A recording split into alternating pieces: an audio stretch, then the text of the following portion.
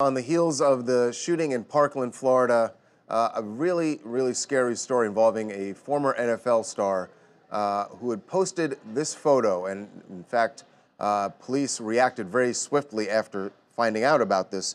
But Jonathan Martin, who played for the Miami Dolphins, and you know that name, I'm going to explain to you why in a second, but he posted that photo where he was talking about possibility of suicide or revenge. And he's talking about bullying. Now, that's why you know Jonathan Martin's name. Now, he is currently, police picked him up on Friday, and he's undergoing mental evaluation. The reason you know Jonathan Martin's name, he is the Dolphins player who you'll recall blew the whistle on a teammate, Richie Incognito, for bullying him in the locker room. It became a huge story in the NFL. Well, since then, there have been a lot of people, including Richie Incognito, who have been concerned about Jonathan Martin's mental health. And now it turned into this. And TMZ Sports was all over this when they arrested him because, like I said, there's been a lot of concern, people who have been concerned about Jonathan and the things he's been saying. But it looks like this was not just an idle threat. It looks like this was real. Yeah, so here's what we know. That when Jonathan Martin posted this image on social media, he mentioned 4 names, 2 people he used to go to high school with and 2 people from the Miami Dolphins.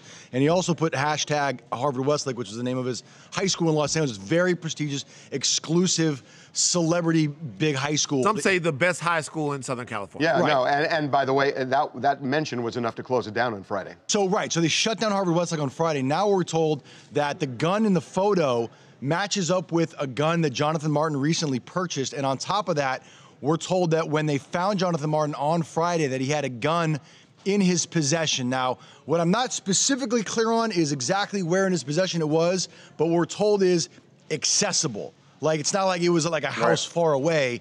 Wherever he was, the gun was accessible to him. And that is another layer of why this is not just like, oh, here's a guy showing off on Instagram. This was interpreted as a real threat, and some people that are involved in this investigation believe there was a real intention for him to do harm to the people on that list. So now he's undergoing a psychiatric evaluation. Some reports say that he checked into a facility. Other reports are saying that it's a psychiatric hold. That part is unclear at the moment, but what we do know is he is in a facility undergoing psychiatric evaluation, and the people on that list are taking precaution because they're scared. Hi, guys. Jeff Hodge in North Hollywood. This gun thing has really gotten really bad because anyone with mental problems should not be having guns. I have a 7-year-old that I had to give a speech after the Parkland incident that if he's in class and he has some shooting, to run and hide. Congress needs to take this seriously just like everyone else. That's my little piece on this, what's going on with all this gun thing and mental health. Yeah, no, you're absolutely right. The Jonathan Martin thing is actually interesting because obviously everyone knows him from the bullying scandal that went on while he was an NFL player. But mentioning people from his high school, Jonathan Martin is 30 years old.